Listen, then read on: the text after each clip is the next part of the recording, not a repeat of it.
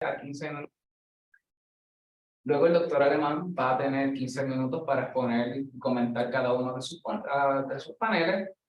Y finalizamos con las preguntas y discusión del público. Igualmente el público virtual que nos está escuchando puede colocar sus preguntas en el chat, que luego nosotros las hacemos, intercambiamos, ¿verdad?, entre el público presente y el virtual.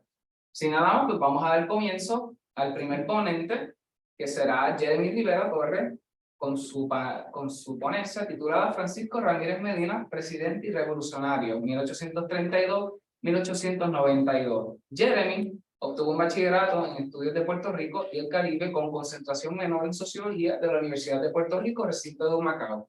Sus temas de interés son las luchas obreras, los grupos clandestinos y los estudios culturales desde el punto de vista marxista-gramsciano. Sin nada más, Jeremy, pasamos con el tiempo. Gracias, Carlos. Buenos días a todas las personas presentes y por Zoom. Primero que todo, antes de comenzar, quiero darle gracias al comité organizador y también al Departamento de Humanidades de UPR Humacao, especialmente a la profesora Bianca Medina. Entonces, Francisco Ramírez Medina nace un 28 de octubre del año 1832 en el pueblo de Aguada. Su madre era Sebastiana Medina, dominicana, y su papá, Rafael Ramírez del Río, que era comerciante en Aguada. Entonces, conoce a la madre de Francisco, en la provincia de Samaná, en República Dominicana, algo que es sumamente importante para, ¿verdad?, el futuro de la vida de Francisco Ramírez. La vida de Ramírez cuando joven, hay mucha información escasa en cuestión de fuentes primarias, debido a que pues, es una figura del siglo XIX, especialmente a mitad del siglo XIX. Entonces, ya más tarde en la vida de Francisco Ramírez se muda al pueblo de Lares, específicamente al barrio Bartolo, con su esposa, 2 hijos y su familia. Entonces, en el barrio Bartolo en Lares establece un negocio de pulpería y también compra unos terrenos de 80 cuerdas, ¿verdad? Con esto se puede inferir, claro está, que era un hombre, ¿verdad?, respetado en la comunidad en Lares, era parte de esa clase hacendada, burguesa, criolla en formación en ese momento, y también era un hombre letrado, o sea que también tenía educación, que era bien raro en ese momento. Francisco Ramírez, uno de los puntos más importantes de su vida es el endeudamiento que sufrió él y su hermano Manuel Ramírez Medina, con la firma de Peninsulares, Francisco Ferrer y Hermanos. Francisco Ferrer y Hermanos era una firma comercial de abogados catalanes que daban préstamos a los comerciantes del área de Lares, de Ponce, etcétera, y le daban unos préstamos a los puertorriqueños de unos intereses extremadamente altos que eran imposibles de pagar. A diferencia de a los españoles, los peninsulares, le daban a ellos unos impuestos, unos préstamos extremadamente lucrosos para ellos y en bajo interés. O sea que ahí se va poco a poco formando el pensamiento revolucionario de Ramírez, porque ya él ve esa desigualdad entre los puertorriqueños y los españoles. Además de eso, hay que añadir también que era mulato. O sea que ese es otro contexto que hay que añadirle.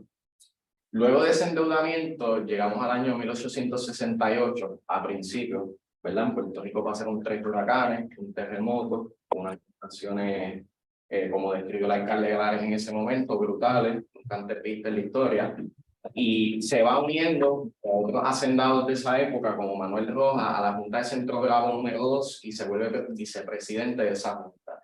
Ser vicepresidente de esa Junta, ¿verdad?, no solamente era por título, sino también conllevaba una organización política, económica, de aportación a ese movimiento revolucionario clandestino, que no era solamente en el municipio de Lares, sino también habían juntas en Mayagüez, en Ponce y en otros municipios de la isla.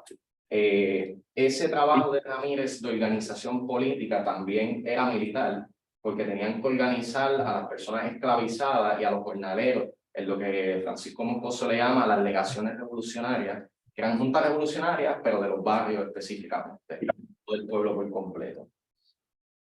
Luego de esto, como todos aquí sabemos, sucede el Grito de Lares el 23 de septiembre de 1868, por la madrugada, y Francisco Ramírez, junto a otros revolucionarios desde la hacienda de Manuel Rojas, se dirigen a la Plaza de Lares toman la plaza y el poder del municipio, apresando a los comerciantes y a los peninsulares y al alcalde de Lares.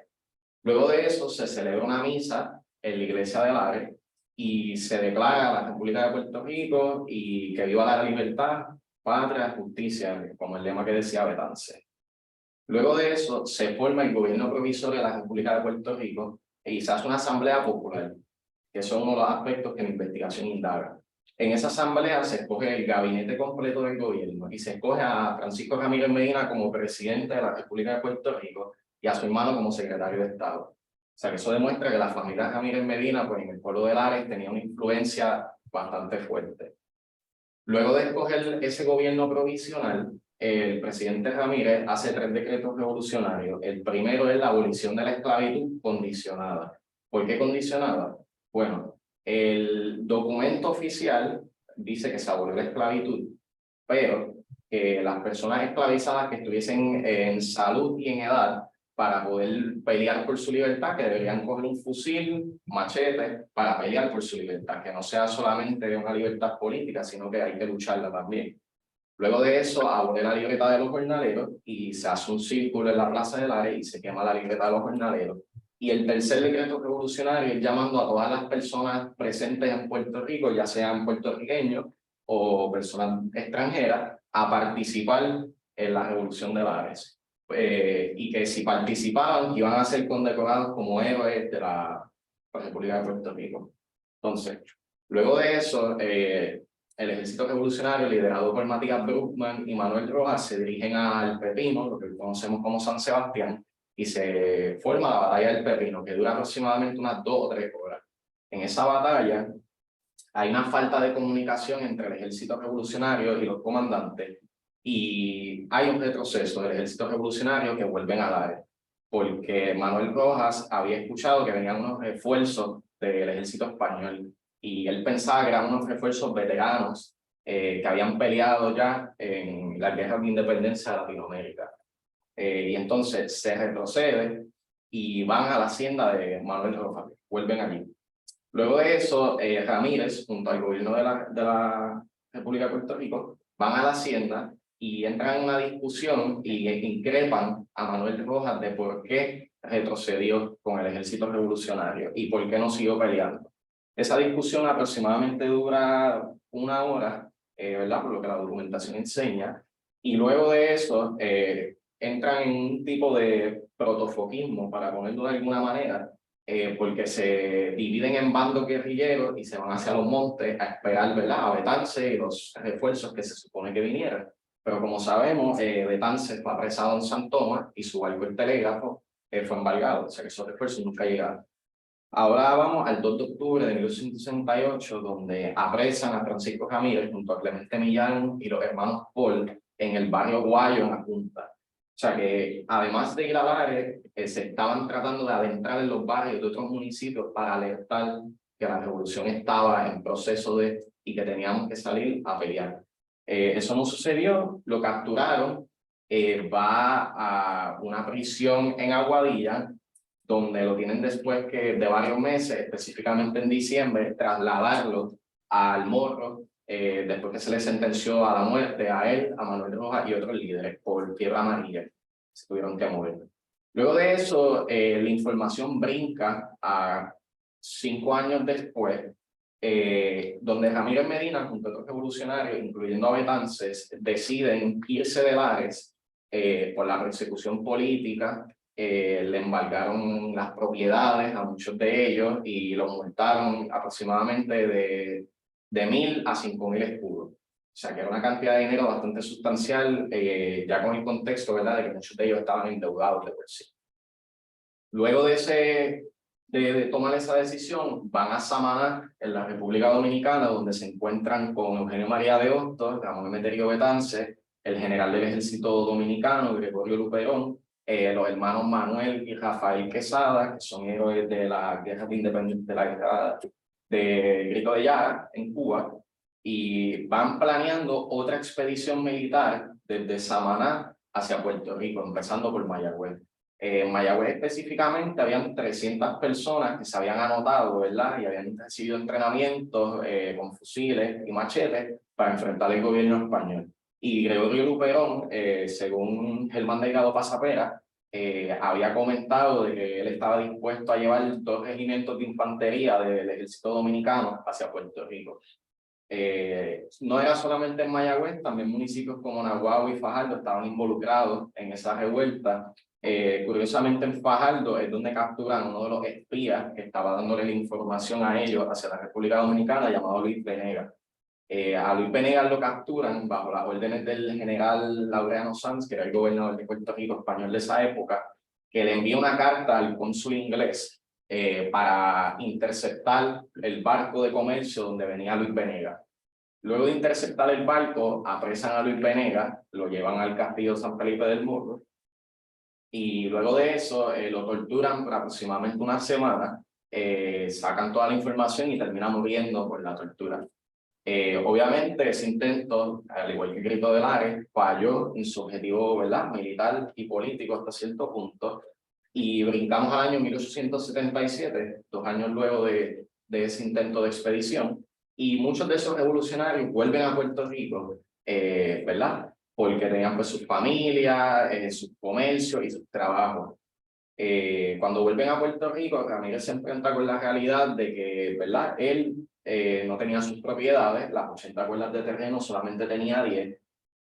A su hermano Manuel Ramírez Medina le quitaron la gallera y lo calificaron como vago en la libreta del jornalero del gobierno español, que eso era un crimen, lo podían meter hasta preso.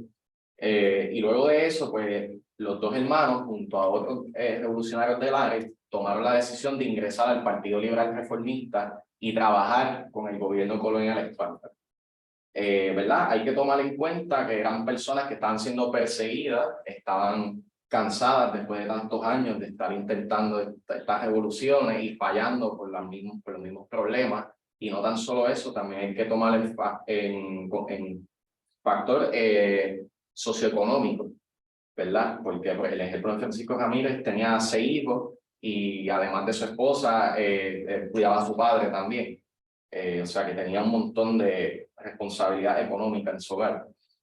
Luego de ingresar al Partido Liberal Reformista, en ese mismo año, Francisco Ramírez Medina se vuelve juez de la paz en Lares, ¿verdad? Lo que bajo el sistema judicial español indica que pues, tenía que haber sido notario o abogado, aunque no se ha encontrado la información en los documentos primarios, pero, ¿verdad? Luego de eso, brincamos aproximadamente 15 años, porque no hay más información contundente sobre las acciones que estaba tomando, aunque el periódico de La Gaceta enseña que pues, él estaba pues, firmando documentos y todo eso, ¿verdad? Y ahora estamos en el 11 de noviembre de 1892, donde encuentran a Francisco Ramírez Medina en su casa a sus 60 años, muerto. Murió de una parálisis cerebral. Entonces, ¿por qué investigar a Francisco Ramírez Medina como figura y al Grito de Lares también, de nuevo, después de tantas investigaciones que se han hecho? Pues sencillo. En los últimos años se han dado muchos debates historiográficos, ¿verdad?, sobre qué fue el Grito de Lares verdaderamente, si se ha romantizado o si simplemente fue un motín, como dicen otros historiadores, de manera despectiva. Pero verdaderamente fue una revolución que si lo tomamos factor por factor, pues ganó sus objetivos primarios. El que perdió fue su objetivo final, que era, pues, claro está, la República de Puerto Rico y la independencia. Pero si venimos a ver, hace unas semanas se celebró la abolición de la esclavitud, ¿verdad? Y esa ley Moret, que se firmó en el año 1873, fue uno de los mandamientos de los hombres libres de la Constitución de la República de Puerto Rico, de Betance, específicamente también de Ramírez Medina y esos revolucionarios. O sea que vemos cómo hay un antes y un después del Grito de Lares. Cómo antes el gobierno español no atendía esos reclamos y todo lo contrario, nos subían los impuestos, se volvían más represivos, como pasó en el gobierno de Miguel de la Torre, etc. Y luego del Grito de Lares se liberalizó la economía, la política, la libertad de expresión, de prensa y todo esto. Así que al final de cuentas, no logró su objetivo final. Pero ¿qué otra revolución no logró su objetivo final y se estudia en la Academia Occidental? Pues la Revolución Francesa. Simple. La Revolución Francesa se hizo para establecer una república liberal y salir de ese gobierno monárquico absolutista. Y pues sí, se hizo la revolución, pero ¿qué sucedió después?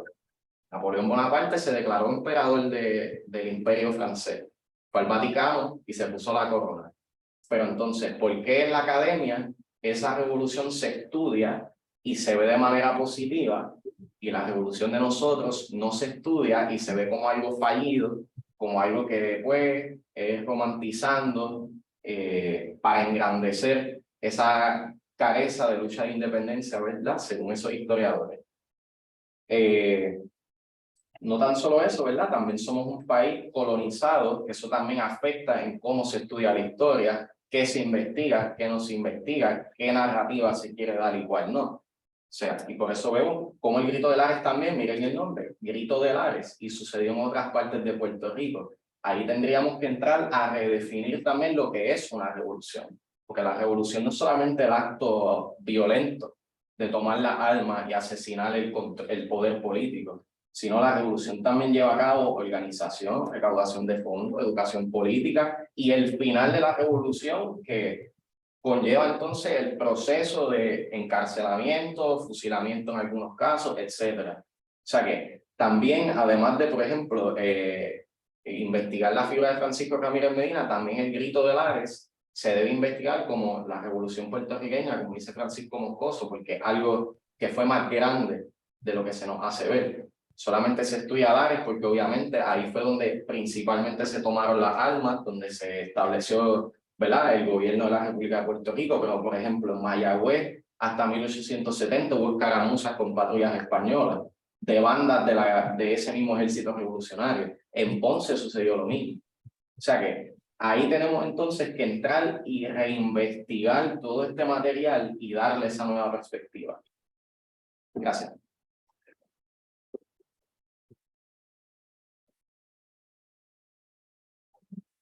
Muchas gracias, Jeren, por tu presentación y por anotar, ¿verdad? Dentro del Grito de Lares la figura de una persona que realmente, en mi caso, yo no conocí totalmente, que es la figura del presidente de Francisco Ramírez. Gracias.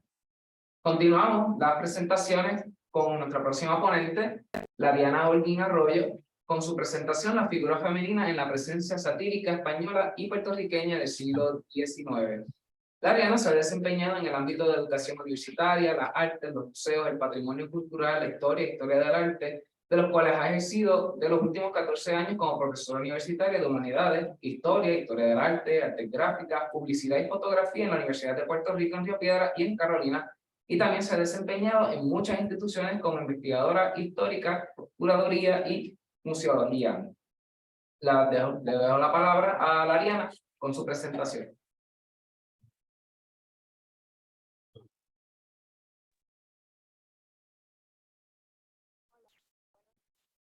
Lariana, no te escuchamos.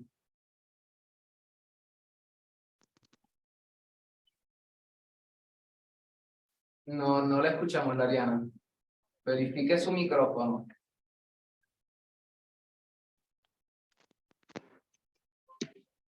Ahora, ¿escuchan? Ahora sí, ahora la escuchamos. Ok, magnífico. No, ya, perdón, se ha cortado, sí. ¿Me escuchan ahora? No, escucha bien bajito, bien bajito. Un momento. Ahora se escucha bien. Ahora se escucha, sí. Parece que hay un... No, ahora no la escuchamos. Ahora, ¿escuchas? Sí, ¿Escuchan bien? sí, la escuchamos fuerte y claro. Ok, magnífico. Excelente. Un momento.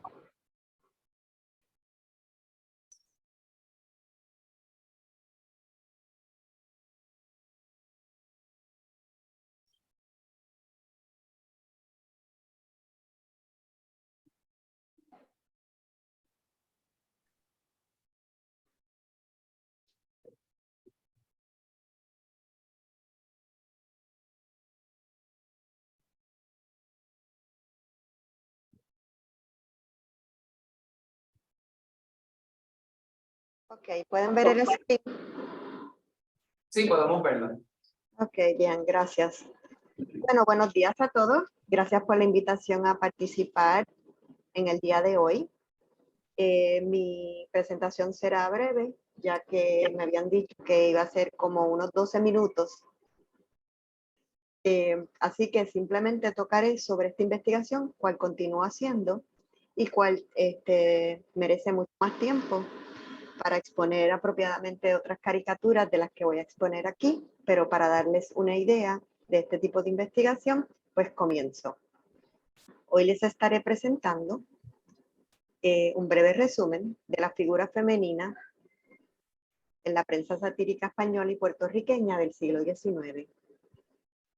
Como dije, tema que aún estoy investigando, y dado el poco tiempo para esta exposición, analizaré 3 caricaturas. ¿Perdón? Parece que hay otra persona con un micrófono abierto. Ok. Estaré exponiendo 3 caricaturas y haciendo un análisis de las mismas. Bien, en esta introducción comenzaremos impartiendo de que en los años antes de la invasión americana, de Puerto Rico, en el 1898, las caricaturas en la prensa local representaban una amplia posición política en los periódicos y revistas con puntos de vista, ya fueran estos conservadores, pro España, autonomía, liberal reformistas o al final del siglo XIX republicano. En la prensa española y puertorriqueña del siglo XIX presentaban las imágenes de mujeres en una manera simbólica antes y durante el conflicto de la guerra hispanoamericana en España y en Puerto Rico. Vale mencionar que esto era, obviamente, en aquellas revistas o prensas que fueran de carácter satírico y humorístico.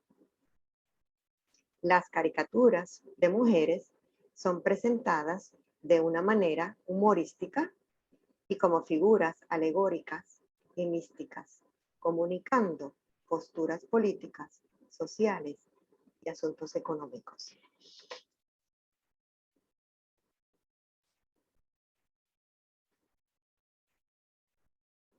Bien. Estas caricaturas representaban las interpretaciones de artistas, de los artistas, de eventos y causas históricas. Además de esto, representaban las posturas de los diversos periódicos en cuanto a la agenda política que estos querían transmitir. Estas caricaturas retratan la mujer o la figura femenina como símbolos de libertad, de piedad, guerra, entre otros. En España se ven estos personificados como la reina y como la república, entre otras. A continuación estaremos trabajando las siguientes preguntas. ¿Por qué los artistas escogieron representar la figura femenina como seres alegóricos o místicos? ¿Por qué los caricaturistas utilizaban la figura femenina para transmitir sus ideas políticas desde una perspectiva humorística o satírica en el siglo XIX? ¿Cuáles fueron las razones para estas construcciones simbólicas? ¿Cómo estas imágenes representan posturas políticas que ayudan a crear debates culturales y discursos? Es de saber que durante el siglo XVIII y XIX, las revoluciones liberales en Europa iban estableciendo estados democráticos. Por esto, los estados establecieron movimientos de carácter cultural, como fue lo que es y se conoce como el nacionalismo, que ayudaron a implementar el concepto de Estado-nación en los países europeos. Así se fue creando repúblicas y monarquías parlamentarias y las instituciones gubernamentales que facilitaron su consolidación. También se creó una administración económica eficaz y alianzas con otros países para garantizar la seguridad y progreso de la nación española. Es importante recalcar la importancia de la imagen del Estado mediante la creación de símbolos de identidad nacional, como fueron la bandera, el escudo, el himno y otros elementos que representan la cohesión social y el sentido de pertenencia. Es importante demostrar cómo la producción de estos símbolos y los gobiernos se inspiraban en emblemas tradicionales, tomando modelos iconográficos conocidos tanto por los artistas como por el público. A continuación, presento el análisis y la comparación de 3 caricaturas, como habíamos dicho anteriormente. Ya fueran, estas serán del semanario La Tijera, La Tijera, semanario político, satírico e ilustrado, del año 1881, y la tercera caricatura va a ser de La Campana Gracia, del 1879. El estudio que se utilizará aquí y que la metodología que se utilizará es lo que se llama la iconografía y la iconología. Es el método de investigación que utilizamos para el análisis de las caricaturas. También se enfatiza la importancia del conocimiento de los eventos históricos y las producciones culturales del tiempo, cual es conducido por el estudio de la iconología. Esto es una teoría que especificó Ernest Gombrich. También quiero aclarar que se sigue la teoría de Peter Berg, en el cual se especifica el uso correcto de las imágenes con propósitos históricos. Solo pueden ser logradas a través del repaso de métodos como la historiografía, iconografía y psicoanálisis.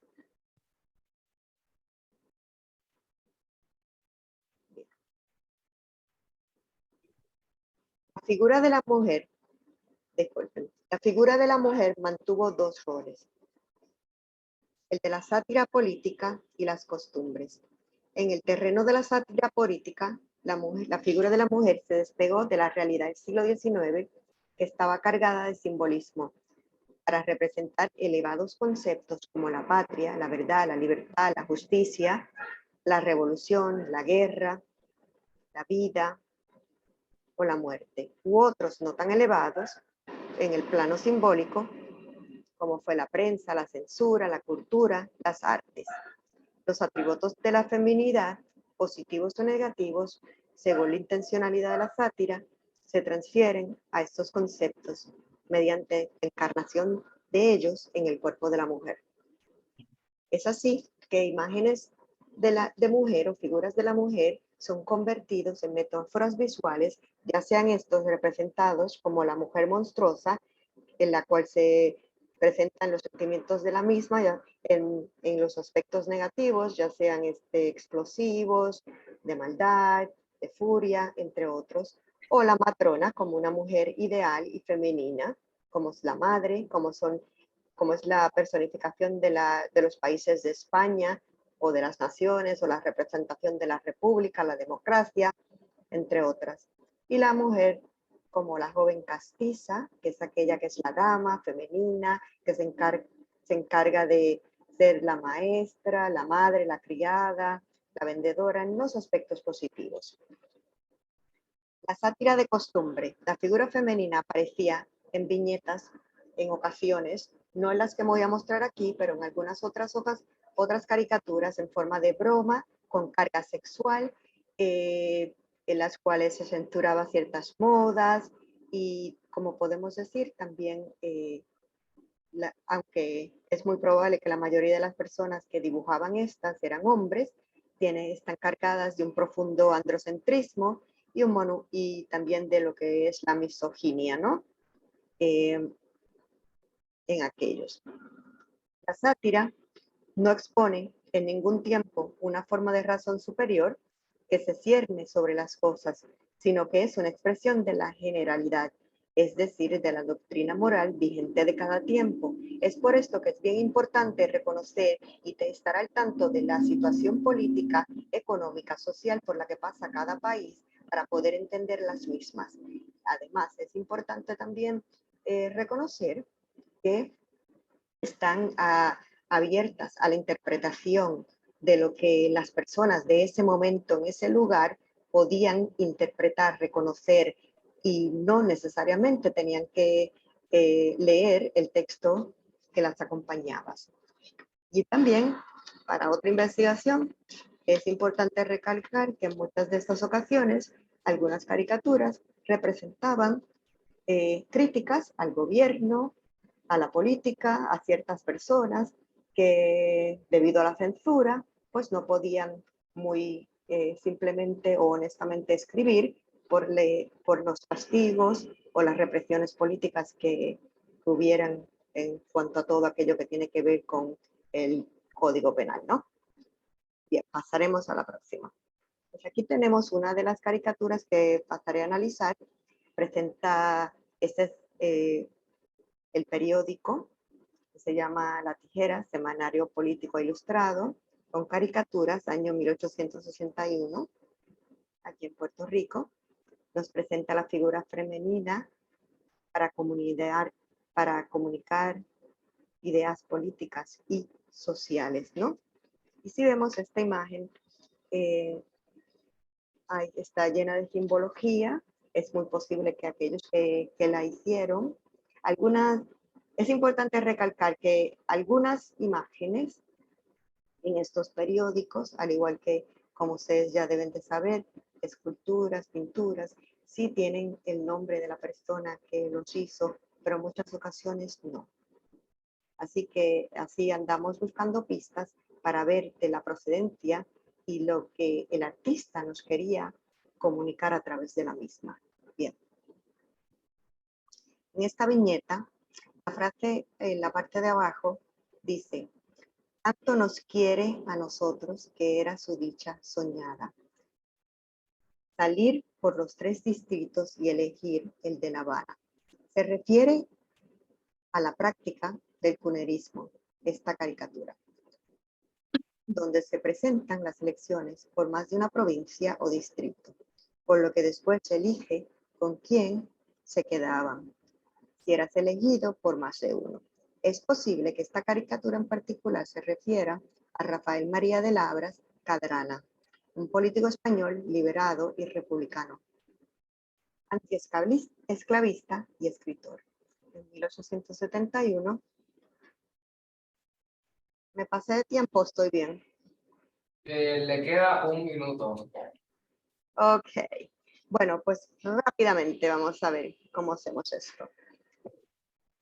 Pues, bien, esta figura lo que representa, como les estaba diciendo, era el cunerismo.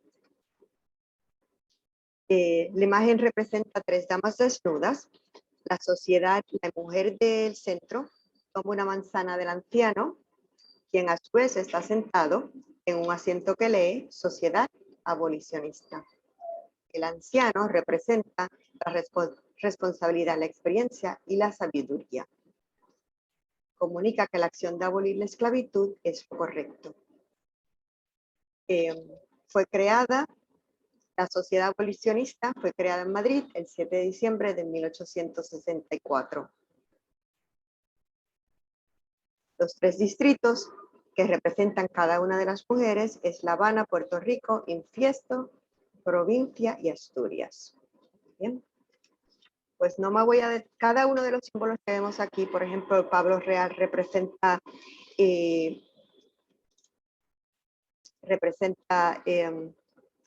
un elemento, el anciano representa otro y así sucesivamente.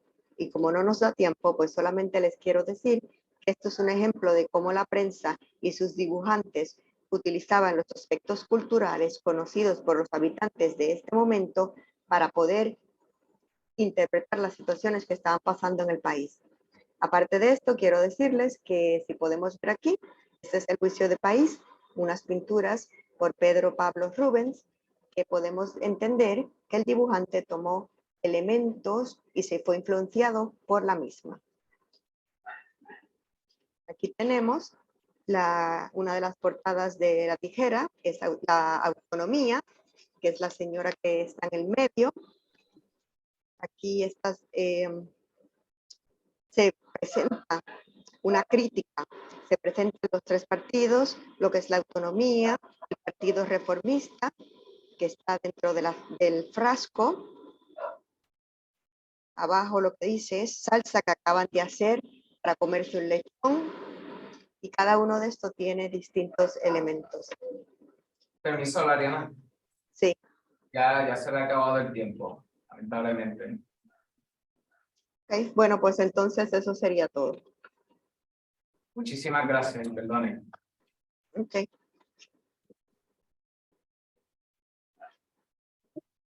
Muchísimas gracias. Entonces pasamos a nuestro próximo ponente, que será Alex Pizarro Cabrera, con su ponencia titulada Complementariedad racista norteamericana y cubana en torno a la guerra de 1912.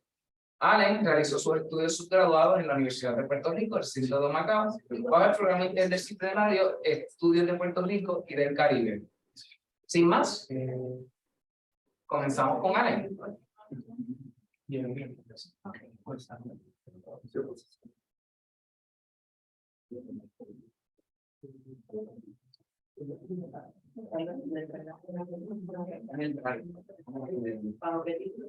Está en el paso, adentro.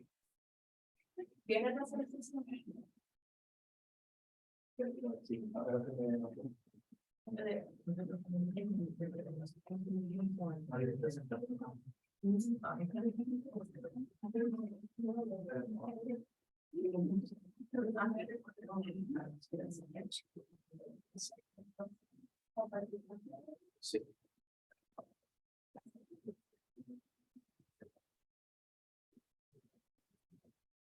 Bueno, buenos días. Agradezco a, ¿verdad?, los coordinadores, las coordinadoras de este simposio por permitirme estar en este espacio abierto y de diálogo con ustedes. Básicamente, esto fue una pequeña investigación que yo realicé en una clase de seminario de investigación con el profesor Humberto García Muñiz, y era sobre historia del Caribe, así que, pues, básicamente ¿verdad? Los límites teóricos metodológicos pues pueden estar basados en que fue una clase de un solo semestre y que no había mucho tiempo, como quien dice, para poder adquirir tanta documentación. Pero sin más, empezamos. El racismo puede considerarse como una ideología, pero también como una actitud que promueve actos discriminatorios contra ciertas personas racializadas, particularmente las personas negras. Como parte de los antecedentes del racismo en Cuba, podemos identificar el informe del teniente del gobernador de dicho país, el 15 de diciembre de 1533, Manuel de Rojas y Córdoba, en el cual refleja el temor a la rebelión o al alzamiento por parte de las personas africanas y esclavizadas. Antes de proseguir, básicamente quiero, ¿verdad?, comentar rápido la estructura temática de mi investigación, de mi pequeña investigación. Hago una breve introducción sobre lo que voy a estar, ¿verdad?, dialogando dentro de la presentación, antecedentes del racismo en Cuba, que es lo que les voy a estar dialogando ahora, las ocupaciones militares norteamericanas y su influencia racista. Ese es básicamente mi enfoque, cómo el racismo norteamericano influyó en la consolidación del racismo en Cuba. El Partido Independiente de Color y su lucha antidiscriminatoria, la prensa y la diplomacia, el discurso racista en torno a la guerra de 1912, es decir, qué discursos se desprendieron, ya sean discursos diplomáticos por parte de ciertos políticos norteamericanos y estadounidenses, que llegaron a recrudecer, por así decirlo, la violencia que se desató contra estas personas racializadas. Y una breve conclusión sobre, ¿verdad?, recogiendo básicamente los resultados de la misma. Ahora, continuando con los antecedentes del racismo,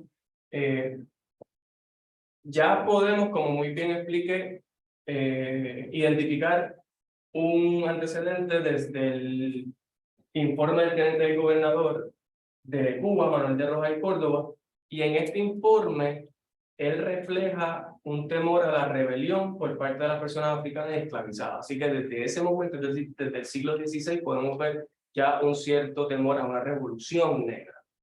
Este tipo de temor o miedo a la rebelión fue compartido desde el siglo XVIII por una oligarquía azucarera, cuya discriminación por motivos particularmente de la raza imposibilitó la aceptación de aquellos ciudadanos afrocubanos como tal, es decir, como ciudadanos cubanos. No obstante, Durante el siglo XIX, Cuba estuvo caracterizado por un constante combate de las personas negras por la adquisición de ciertos derechos políticos. Entre estas rebeliones que se estaban desatando por tales adquisiciones, podemos destacar la llamada Conspiración de Aponte de 1812, liderada por el criollo libre y cabildo negro José Antonio Aponte, cuya prioridad descansaba precisamente en la abolición de la esclavitud. Cosa que se llegó, o hecho que llegó a formalizarse dentro de la política pública cubana desde 1880 hasta 1886. Recogiendo a finales del siglo XIX, luego de la obtención de ciertas libertades individuales a raíz de la abolición de la esclavitud, se fundaron organizaciones y periódicos antirracistas que tenían el propósito de combatir unos prejuicios raciales que todavía permeaban en la sociedad cubana del siglo XIX y principios del XX. Como ejemplo de ello, tenemos a Juan Gualberto Gómez, que fue un político y periodista negro y que fundó el Directorio de Sociedades de la Raza de Color y el periódico La Fraternidad. Sin embargo, la segregación racial en Cuba, específicamente en puestos administrativos, en puestos políticos, continuaba privilegiando la élite blanca cubana. Esta segregación racial y política en contra de las comunidades negras de dicho país se consolidó a raíz de la intervención y posterior ocupación militar estadounidense, que fue lo que básicamente yo les dije al principio, desde 1999 a 1902. Pues cuando Estados Unidos intervino, no solamente intervino, sino también ocupó a Cuba desde los 99 hasta 1902, no solamente impuso una enmienda Platt que regulaba y limitaba las relaciones que guardaban estos dos países, es decir, Estados Unidos y Cuba, particularmente Cuba, sino que también impusieron, o mejor dicho, trajeron consigo sus actitudes racistas para poder implementarla en el gobierno que se llegó a conformar luego de la ocupación militar. A modo de ejemplo sobre la exclusión racial en Cuba, solo 2 políticos negros conformaban la Convención Constituyente de Cuba. El primero que les mencioné, que fue Juan Gualberto Gómez, y el segundo, Martín Morúa Delgado. Otro ejemplo que se puede dar como parte de la segregación racial fue el intento frustrado por el gobernador militar que ven en pantalla, Leonard Wood, en extender el sufragio universal. Y obviamente tenemos que tener en perspectiva que fue el sufragio universal en esa época, porque era básicamente extenderle el derecho al voto a los hombres, no a las mujeres quedaban excluidas bajo esa categoría universal.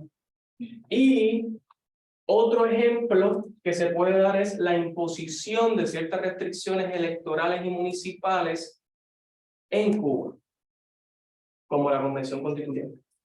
Como parte de esas limitaciones electorales, podemos ver aquí que una de ellas fue saber leer y escribir, cosa que no todas las personas en Cuba, en ese contexto histórico, pues tenían ese tipo de alcance, ese tipo de educación y facilidad, y menos siendo una persona negra o racializada, y una propiedad con un valor de 250 pesos oro norteamericanos. Eso fue una de las primeras limitaciones electorales que el gobernador militar blanco estadounidense Leonard Wood impuso en Cuba durante la ocupación militar. Y básicamente este tenía una percepción claramente racista, en el cual consideraba a las personas negras, y cito, como una raza de salvajes ignorantes. Es decir, este tipo de actitud caló en lo que fue la política pública durante la primera década de Cuba, ¿verdad? En la política pública de Cuba. Entonces, una de las cosas que también me llamaron la atención fue cómo, aparte de intervenir en la política pública que se desarrollaba en Cuba, en términos racistas, también se intervino en la organización militar o de la policía, particularmente de La Habana. Por ejemplo, Wood pudo establecer en La Habana con la ayuda del general Ludlow, una policía integrada únicamente por personas blancas. Es decir, las personas negras quedaban excluidas en este asunto militar. Una cita que tomo del trabajo de Tomás Fernández Robaina es precisamente del general Ludlow, el cual dice: no por los cubanos, sino por los americanos, y que para que la gente de color no crea que por el sistema se le excluye, se le puede dar entrada a la policía de los campos y las ciudades y que no tengan contactos con los soldados norteamericanos. Es decir, hay una intencionalidad detrás de esa actitud racista para poder excluir las personas afrocubanas en la policía de la capital. Es decir, fuera de la capital pueden haber afrocubanos, pero en la capital, donde se encuentra precisamente el aparato colonial norteamericano, no puede haber, ¿verdad?, personas negras dentro de ese cuerpo. Por otra parte, no solo se aplicaron políticas racistas con respecto a asuntos laborales o electorales, el gobierno estadounidense también puso en marcha políticas antiinmigratorias contra las personas negras o mulatas en Cuba, y por el contrario promovió la europea, particularmente los españoles blancos. En el contexto de la segunda ocupación militar norteamericana, que fue desde 1906 a 1909, y debido a la inestabilidad política bajo el gobierno de Estrada Palma, Evaristo Esteno, que fue un político y activista negro, fundó la agrupación Independiente del Color, constituida mayormente por exmilitares afrocubanos que llegaron a participar en la Guerra de Independencia desde el 95 al 98. Estos buscaban forjar alianzas entre los miles de afrocubanos que formaban parte de las regiones rurales y urbanas del país, retaron la ideología de superioridad racial que había en Cuba blanca y lucharon por erradicar la discriminación e inequidad racial. Tomo una cita de uno de los miembros de la agrupación que básicamente, ¿verdad?, dice: ya saben los partidos nuestras aspiraciones, que los negros quepan en la república según sus condiciones, como cupieron en los campos de la guerra defendiendo la libertad y a la patria. Una cita directa. Como alternativa para poder contrarrestar el blanqueamiento nacional y la exclusión racial de las personas negras en los asuntos tanto laborales como políticos administrativos en Cuba, los miembros de este futuro partido político promovían la inmigración de todas las razas, más a sabiendas de la existencia de corporaciones azucareras que, como la Sugar Guantanamo Company, les llegaba a solicitar al presidente del momento, José Miguel Gómez, la inmigración de trabajadores blancos. En este caso particular, fueron 50 puertorriqueños los que llegaron a trabajar en esta corporación azucarera bajo, ¿verdad?, bajo la incumbencia y bajo la autorización del presidente cubano José Miguel Gómez. Eso es un aspecto sumamente importante.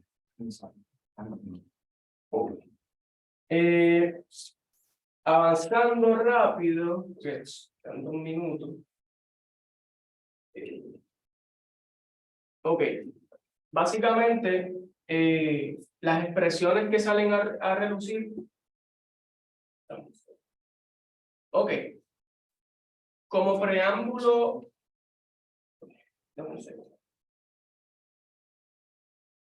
Ok, ante las limitaciones políticas que se impusieron e impuestas por el gobierno liberal de Gómez y el empeoramiento de las condiciones sociales de los negros en Cuba, Estenos y Pedro Ibonet decidieron retomar acción revolucionaria desde la provincia de Oriente, dando comienzo precisamente a lo que luego se le llamó la guerrita de 1912.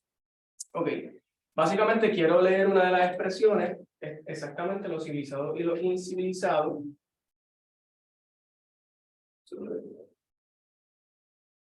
Exacto, básicamente uno de los miembros del Partido Independiente de Color le llegó a enviar un telegrama al presidente de los Estados Unidos, William Taft: protestamos por la civilización, exigimos garantías para nuestras vidas, familias, intereses, derechos y libertades.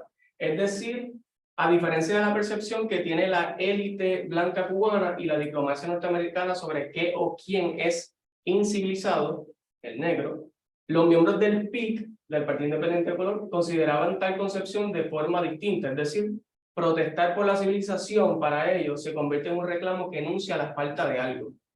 y la necesidad de combatir precisamente para poder alcanzar. ¿Qué es lo que falta? Mayores derechos políticos para los afrocubanos, erradicar cualquier forma de discriminación racial, acceso equitativo a los espacios laborales y educativos, entre otros. Entonces, como respuesta, otro de los discursos racistas mencionado por Miguel Gómez, seguro de que llegará a la convicción de que este gobierno es muy capaz y está suficientemente apoyado por el valor y el patriotismo de su pueblo para aniquilar a unos cuantos rebeldes sin causa y sin bandera. Es decir, patriotismo y valor se convierte o equivale a dirigir los mayores recursos militares para erradicar cualquier intento afrocubano por adquirir mayores derechos políticos. Estas expresiones, particularmente cuando se refieren a los negros como desposeedores de la bandera cubana, denotan un elemento de exclusión y de diferenciación. Aquellos afrocubanos que se rebelen o se manifiesten en contra de políticas raciales pierden su identidad nacional y por ende carecen de valor patriótico.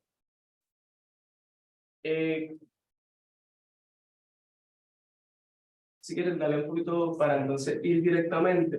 Parte de también se pude identificar estigmatización racial y religiosa en algunos periódicos de la época, en donde identificaban o catalogaban a las personas negras como simpatizantes del vudú, simpatizantes como supersticiosos negros. Así que vemos cómo se construye desde el discurso una estigmatización racial contra estas personas, ¿verdad? Específicamente y particularmente contra los miembros del Partido Independiente de Colombia. Sí, está bueno. Pues nada, en realidad faltaban 2 o 3 cositas, pero básicamente, en síntesis era eso, cómo desde los medios, desde los periódicos, desde los discursos diplomáticos, pues se racializaban a estas personas negras con un propósito, y era para que estas personas no pudieran adquirir mayores beneficios, mayores derechos políticos, mayor acceso a puestos administrativos políticos y obviamente pues a una equidad racial que era a lo que ellos básicamente pues luchaban en su momento. Muchas gracias.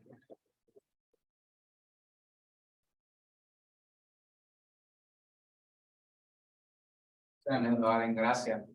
Ahora seguimos con nuestro próximo último ponente, que es Carlos Rovira Valentín. ¿Está ready? Sí. Okay. ¿Puedes venir acá un momentito para...? La ponencia de Carlos se titula La segunda colonización, inmigración y diásporas estadounidenses en Puerto Rico de 1890 hasta 1910. Carlos Rovira Valentín es estudiante del recinto de Río Piedra. Temprano demuestra un gran interés por la música y la historia, y ya en la escuela superior va poco a poco escalando, estudiando en el conservatorio y además en el recinto de Río Piedra. Actualmente es maestro en maestría de historia en la Universidad de Puerto Rico del recinto de Río Piedra, y en el año 2022 ha participado en el primer simposio de jóvenes investigadores en historia.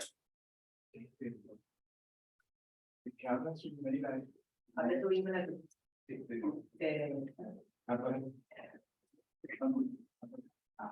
A ver, está en tu...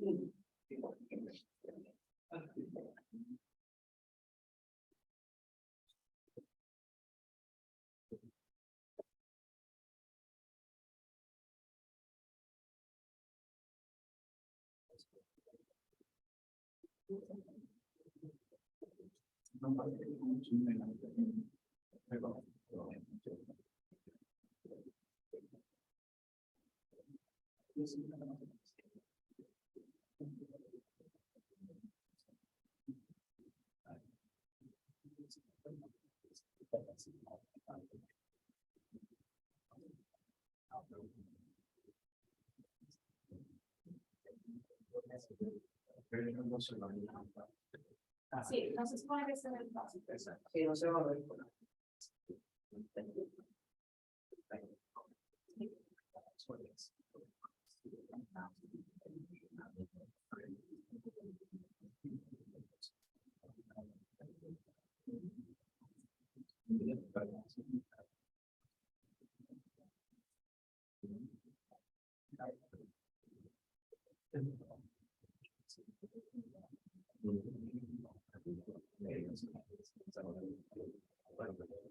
Buenas tardes, saludos.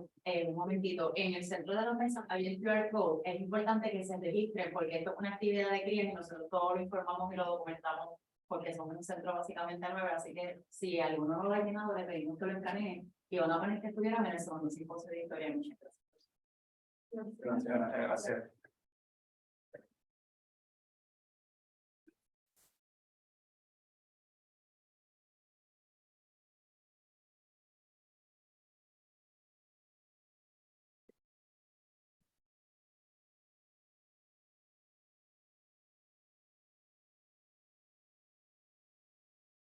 Bueno, buenas tardes a todos, buenos días. Mi nombre es Carlos Rovira, soy estudiante de Maestría en Historia y estaré presentando un breve trabajo sobre la inmigración y diáspora estadounidense en Puerto Rico, abarcando entre 1898 y 1910.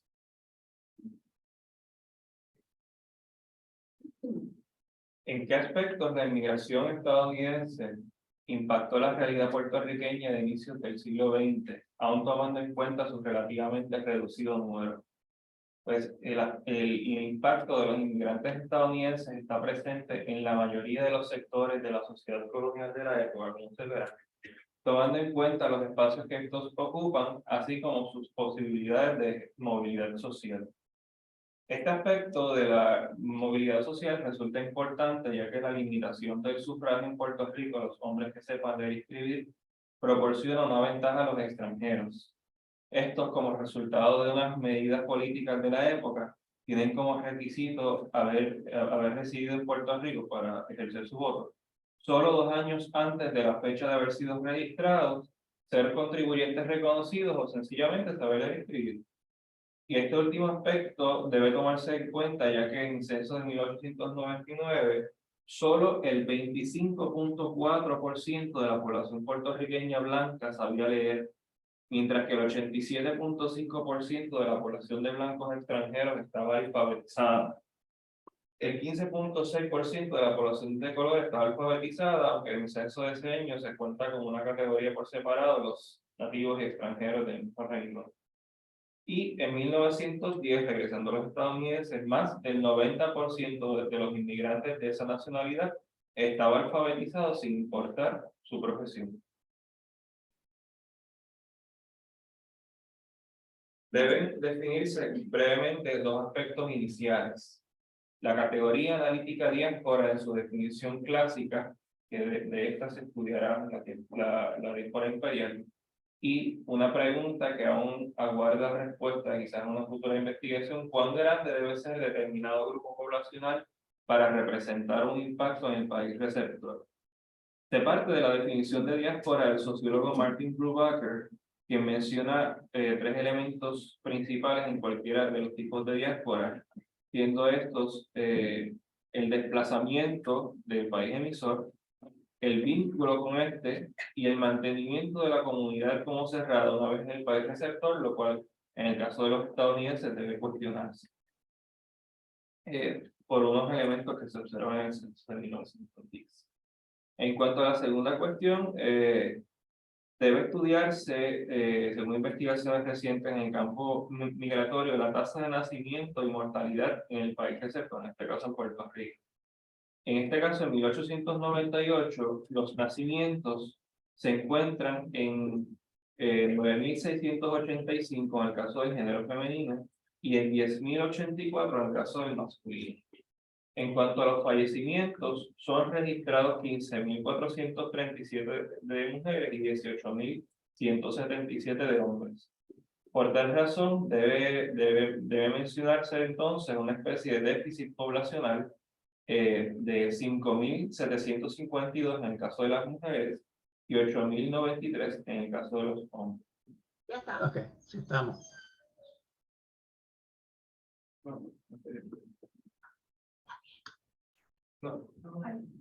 Ok.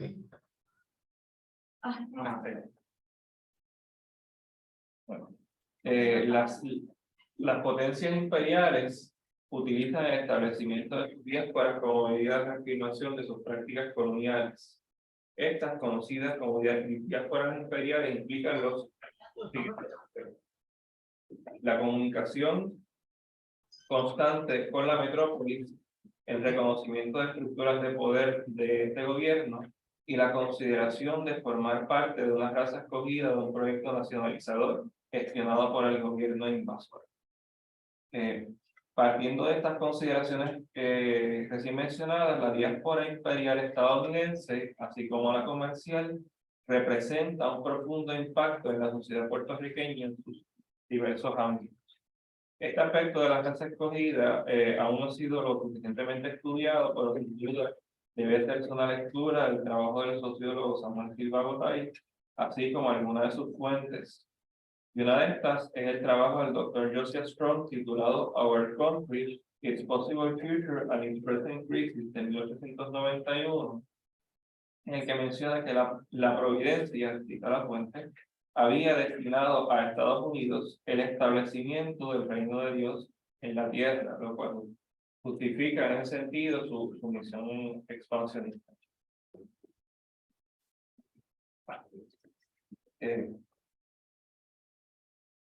Existe presencia estadounidense en Puerto Rico desde mediados del siglo XIX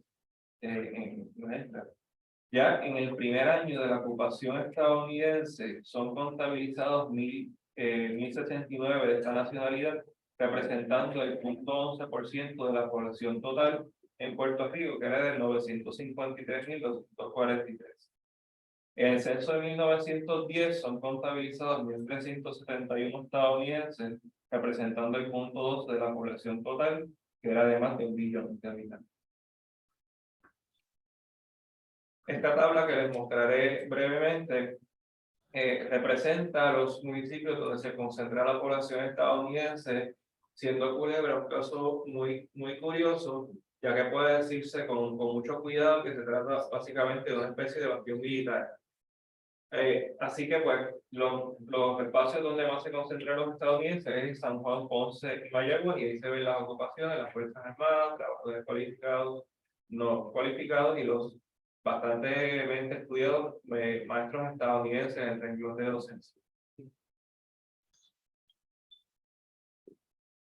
El impacto de los inmigrantes estadounidenses en cuestión se refleja en las relaciones del subalterno con el Estado mediante traductores que llegan con el ejército en 1898, la educación, el urbanismo, la agricultura, la religión, una nueva infraestructura jurídica y otros aspectos también como la represión política de la prensa, por ejemplo.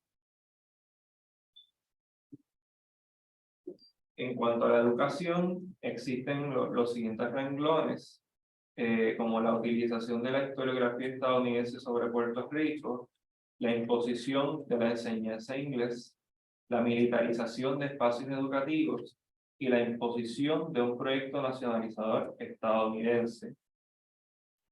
La imposición de maestros estadounidenses implica el desplazamiento de los maestros locales, contraviniendo incluso la ley escolar vigente de 1904 y generando reclamos de parte del magisterio puertorriqueño exigiendo mejores tratos y particularmente mejores tratos en las escuelas públicas, que eso fue algo que me pareció muy curioso. Además de ser el dominio de la lengua inglesa como vernácula, el requisito principal para ostentar este puesto, el impacto de estos maestros estadounidenses se circunscribe a un contexto social, político y jurídico mayor. Y estoy hablando de la educación, ya que son los militares estadounidenses quienes, como parte del proyecto nacionalizador, dirigen ceremonias de entrega de banderas en las escuelas a los estudiantes, en presencia de todo el personal docente.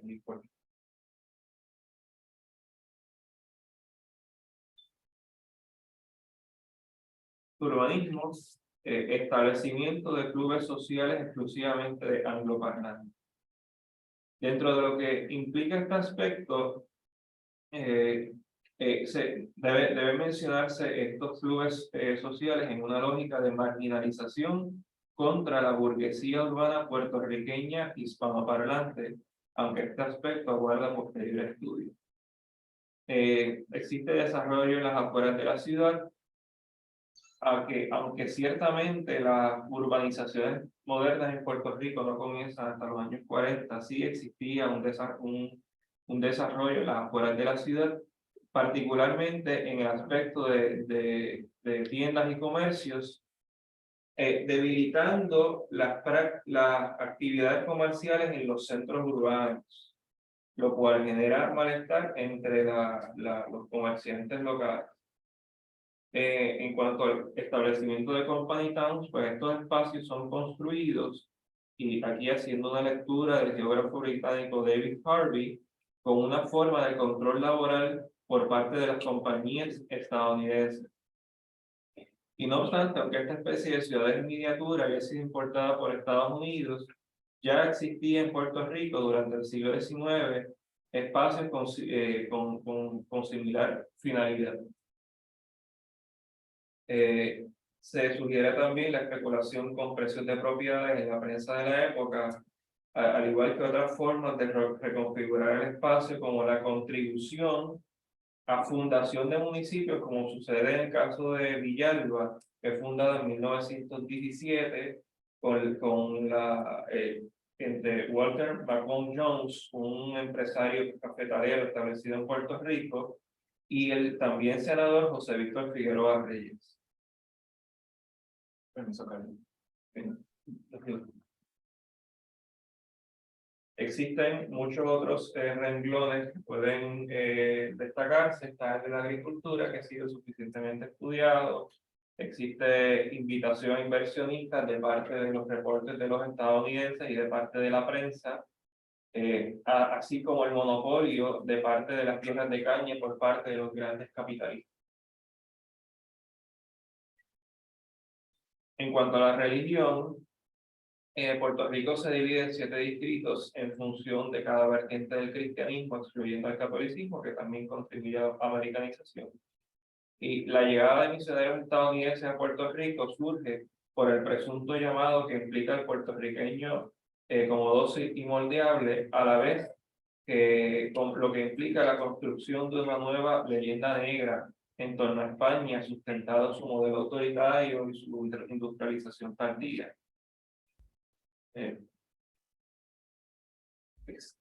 Existe también una construcción de una nueva realidad jurídica que responde, o se podría analizar desde la perspectiva de las estructuras de oportunidad que mencionó el sociólogo Robert Cohen, que necesitan las diásporas. Y esto implica el desarrollo de políticas económicas y una infraestructura judicial, lo cual redunda en el caso de los inmigrantes estadounidenses en el establecimiento de la policía en 1899 en Puerto Rico. Y existe un elemento adicional que me gustaría mencionar, que existió un intento de desarrollar un canal de migración circular entre Estados Unidos y Puerto Rico, sustentando la migración en principios claramente maltusianistas. En este caso, debe mencionarse el plan para enviar trabajadores puertorriqueños a Hawái con la deliberada intención de, utilizando los eufemismos del escritor norteamericano Charles Forbes Lindsay, aliviar la congestión poblacional de Puerto Rico. Aquí se ve posiblemente las alusiones a Marcos. Evidentemente, esta política no rinde frutos al momento a los poderes imperialistas, ya que la cantidad de emigrados de Puerto Rico en esa época a Hawái es de 2.000, representando un escaso 0.2% de la población. Y a manera de consideraciones finales, debe mencionarse que el nacionalismo colonial depende en gran medida de la sustitución de la élite colonial e intelectual criolla con la invasora, según menciona Benedict Anderson, aunque no sucede igual en Puerto Rico. No obstante, debido a la masividad de los espacios que estos inmigrantes ocupan, es posible mencionar un proceso de aculturación de la sociedad puertorriqueña, llegando, como dice Germán de Grando, un escritor, al núcleo cultural y ético de la sociedad. Y estos aspectos implican la afirmación de la construcción nacional estadounidense, a la vez que la perpetuación de los discursos de poder entre los sujetos colonizados. Muchas gracias.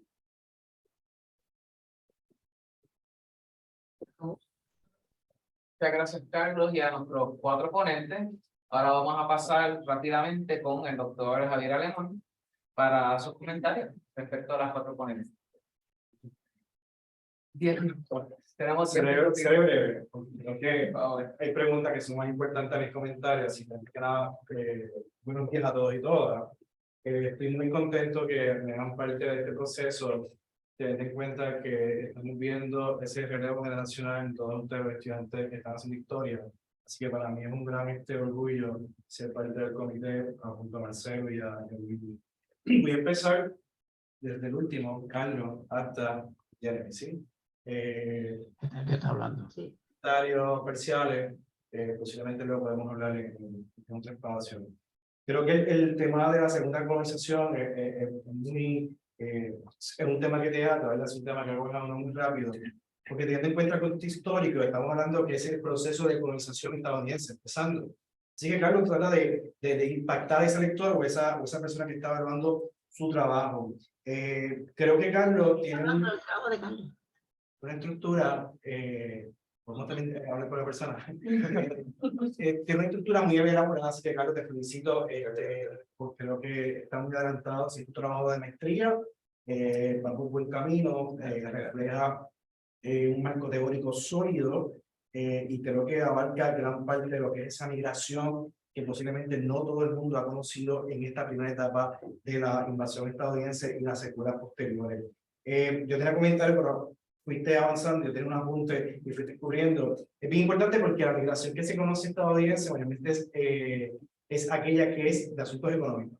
Son estos azucareros que llegaron, se impusieron, nos quitaron gran parte de las tierras y crearon estos company town, donde crean todas las instituciones urbanas, ¿verdad? Que tú mencionaste muy bien, así que eso es sumamente importante.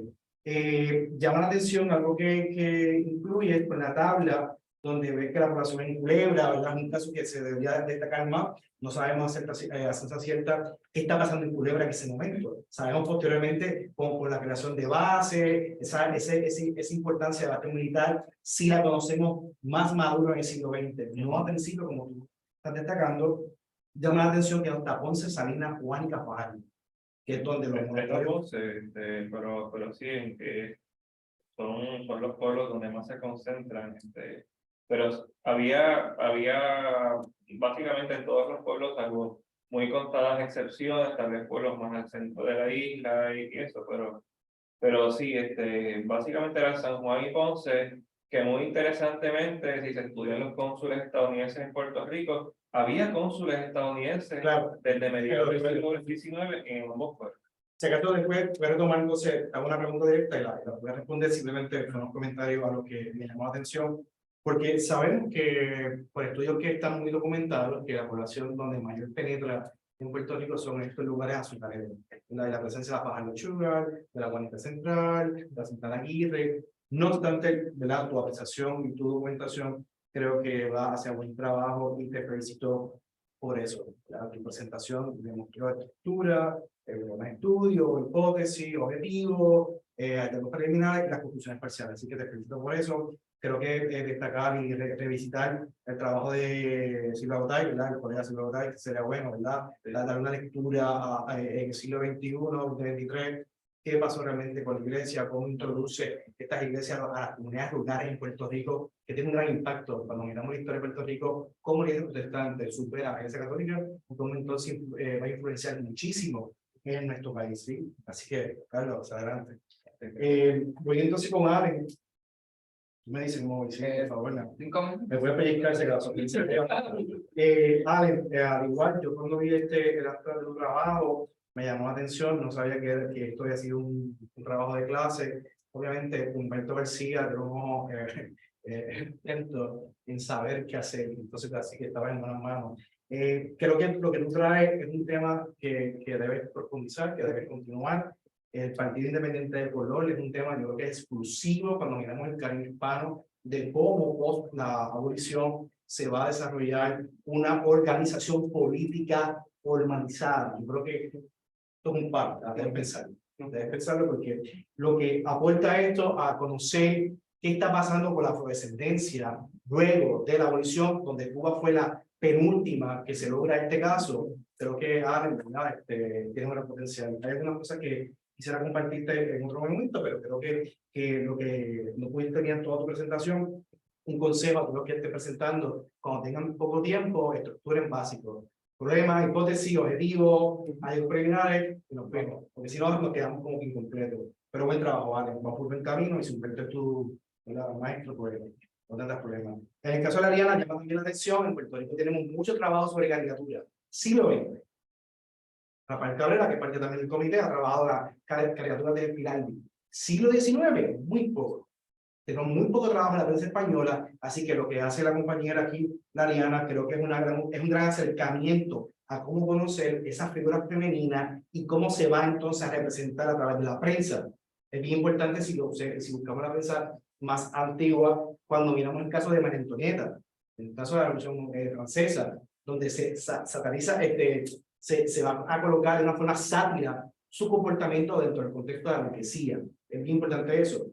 Pasa lo propio con el periódico El Mundo. Si aquí lo cotejamos, en nuestra colección, la colección Lázaro que está, va a haber la caricatura representativa sobre Barceló, Hernández Colón y otros momentos históricos. Así que, Mariana, creo que tienes un gran potencial para hacer un gran trabajo. Tengo dos referencias que te quisiera pasar más adelante, porque entiendo que va por un camino. Y Jeremy, dejo para último por todo lo que esto representa. Yo en mi clase siempre digo en el siglo XIX, cuando estoy enseñando el del área, a mí no me hablan de gobernadores, a mí me hablan de presidente. Esa es mi aspiración política individual como ciudadano. Y siempre he pensado en Francisco Ramírez Medina. Sin embargo, somos creadores. Entonces, Jeremy hace un acercamiento muy novedoso, al igual que los tres compañeros, importantísimo, pero somos investigadores, ¿verdad? No podemos perder la perspectiva, pero somos investigadores. El tema editorial se ha trabajado con pasión. ¿Verdad? En el medio del consejo, el caso de aquellos historiadores como Félix Ojeda, Suárez, nuestro hermano Marichal, que está muy joven trabajando el tema, sobre otros momentos históricos en el 50. En editoriales, yo hoy día tengo mis reservas con él. Está en un momento de revisión historiográfica, pero está pasando. Yo te puedo hacer una pregunta y que me puedas contestar 50 años después. ¿Puedes comprar el verano 19 $400? La secuela, no creo contesta, simplemente que reflexionen. Estamos hablando de historia, de cómo ven las cosas, de los fenómenos. Se ha romantizado el $10 versus lo que ha pasado con el verano 19. Es una pregunta, una hipótesis, simplemente lo podemos hablar luego. Pero sí muy importante, Jeremy, lo que quieres hacer. Creo que Francisco merece, al igual que otras personas que se destaquen, no puede perder de perspectiva que ellos fueron la clase sendada. Para Juan Negro, para los esclavos, estaba el elite, el mundo cambió, la economía le afectó, obviamente van a provocar un cambio, quieren un cambio. Y en el caso concreto, esos vínculos que posiblemente tú señalas que tenías en la área son y deben ser para ti muy importantes, porque si no logras la documentación que te pueda dar ese valor de Francisco y de sacarlo de toda.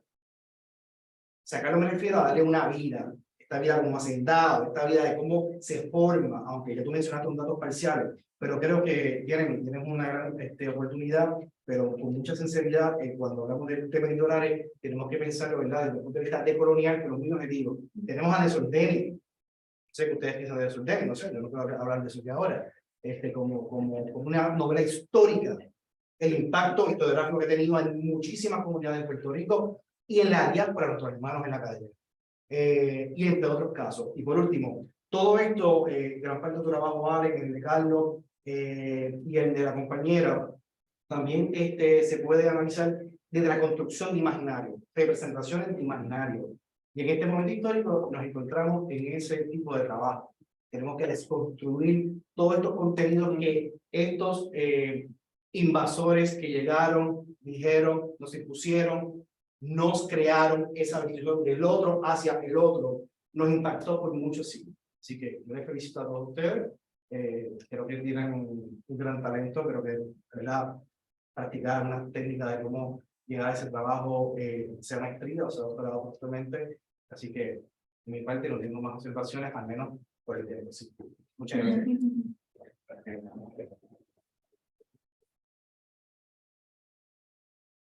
Muchísimas gracias, doctor. Y justo a tiempo, ya son las 12. Lamentablemente no tenemos tiempo. Podemos abrir si hay, aunque sea algún comentario, podemos consumir 10 minutos más. No queremos robar el tiempo a nadie, pero podríamos consumir también viendo que hay bastante gente, por si alguien quiere hacer algún comentario, pregunta, o entre los propios panelistas también, si tienen algún comentario. Pero 10 minutos podemos tomar. Yo tengo una pregunta. Voy a tratar de ser lo más breve posible.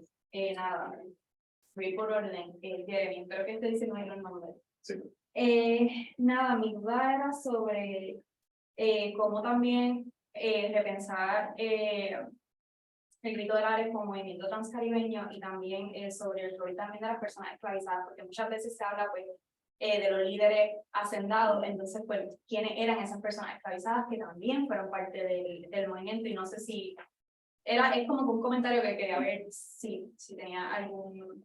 Sí, en el trabajo de Moscoso, Clases, Revolución y Libertad, y también el de Olga Jiménez, de Grito del Ares, sus causas y sus hombres, hacen unas tablas específicas dividiéndolas por las clases sociales, y pues si vamos a ir clase por clase, pues verdaderamente esa clase hacendada o de trabajos de pulpería, pues era como el 3%. O sea, que eran literalmente las cabecillas, pero el resto eran jornaleros, eran notarios, personas esclavizadas, que era la mayoría en estos numéricos. Y precisamente una de las citas que yo utilizo en el trabajo, ¿verdad? Escrito, es de una persona esclavizada que se reunió con Pedro Albizu Campos en el año 32, si no me equivoco. Pedro Anglero Sepúlveda, es un trabajo periodístico que se hizo para el periódico El Mundo y se llama Plantado en la Revolución, y es una entrevista que le hace a él. Y habla precisamente de la experiencia de una persona esclavizada, cómo fue levantarse ese día y saber que pues, iba a tener su libertad, y pues sí, después terminó preso. Tengo preguntas para cada persona, pero sé que la compañera se fue, así que nada, voy a ir, disculpa, se me pasó tu nombre. Ale, ok, Ale.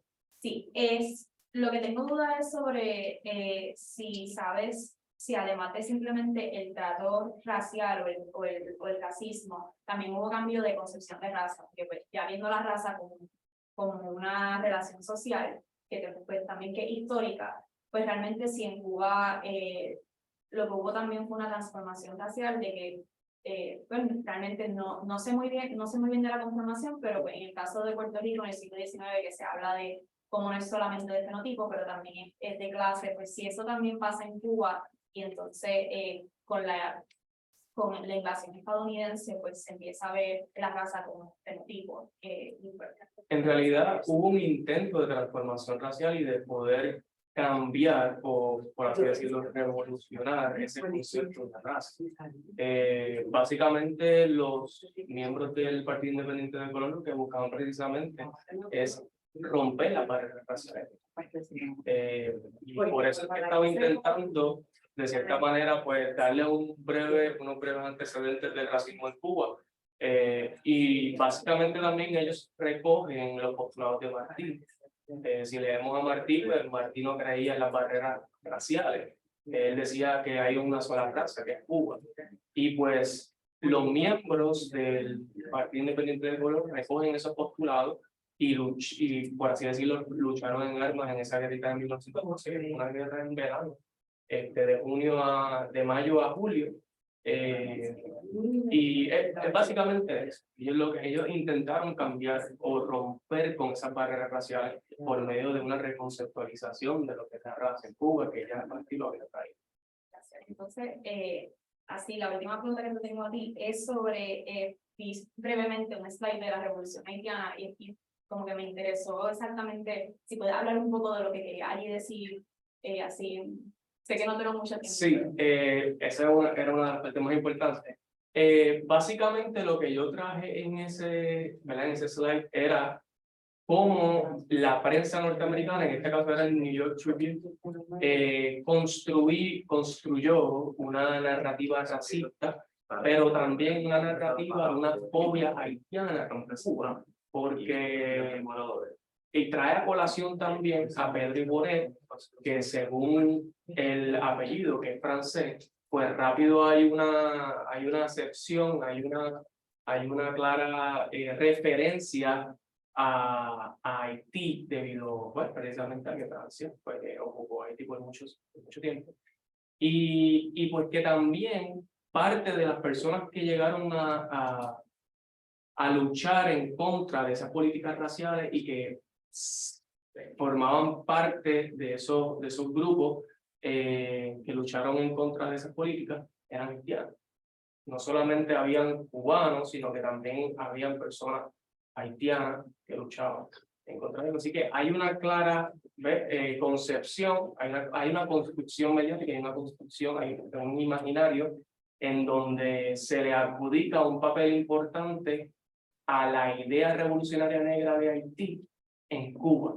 Es decir, se intenta, de cierta manera, justificar ese hecho histórico, la guerrita, desde una concepción en donde la revolución haitiana está sumamente presente en la ideología revolucionaria negra.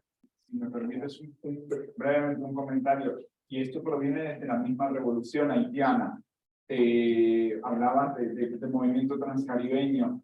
La propia revolución genera un miedo en Estados Unidos que incluso los padres fundadores quieren cambiar la idea conceptual de la American Revolution que había forjado socialmente y genera esa idea de revolución como desorden vuelve a aparecer a partir de la revolución haitiana.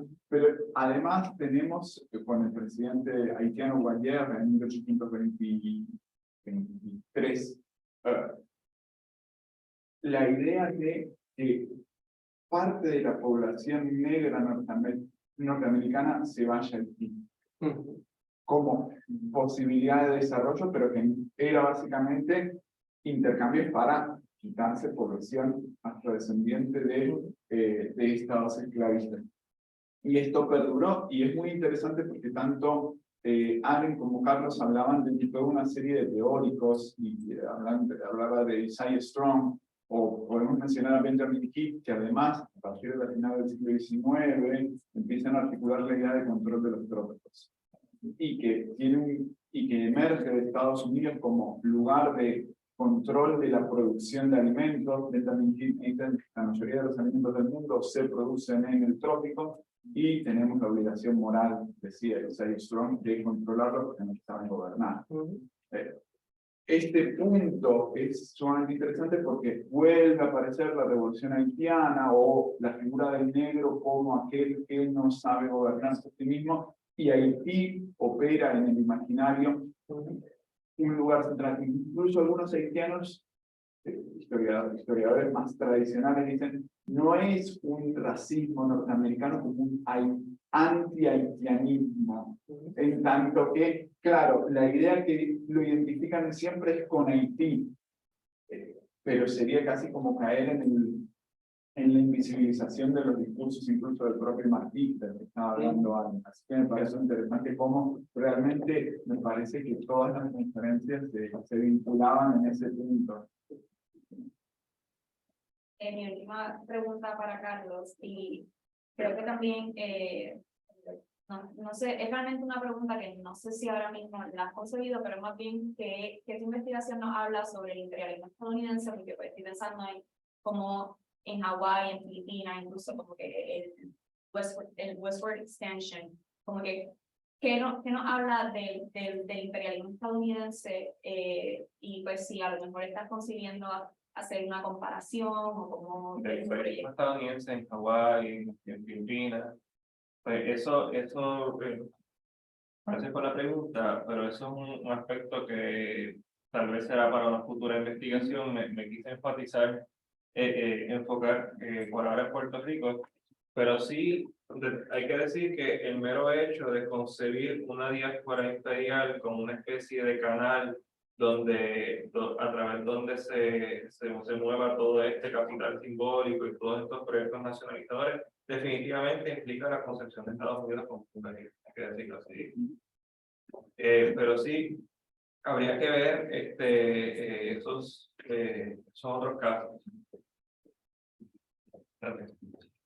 ¿Alguna otra pregunta del público? En Zoom, aquí presente. ¿Comentario? ¿No? Pues entonces muchas gracias a los ponentes, gracias al comentarista Javier, gracias a los presentes virtualmente, y damos por concluido entonces este primer panel, el panel A, y los invitamos próximamente, el próximo panel, el panel B y el panel C, que comienzan a las 1:05, el panel B titulado Tensiones y problemas del Cono Sur, pensar su historia reciente desde el caso chileno, y el panel C, categorías sociales y políticas para pensar la primera modernidad, América y España. Los esperamos.